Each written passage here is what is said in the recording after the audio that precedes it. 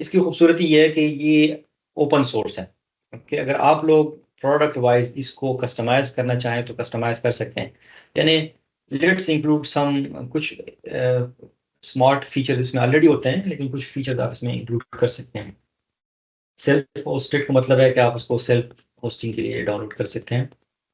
Features currently इसमें क्या है कि आप अपना कोई वर्क फ्लो है टास्क का, वो कस्टमाइज कर सकते हैं। इसके अलावा आपके पास किसी भी यानी एक्टिविटी को क्लोजली मॉनिटर कर सकते हैं।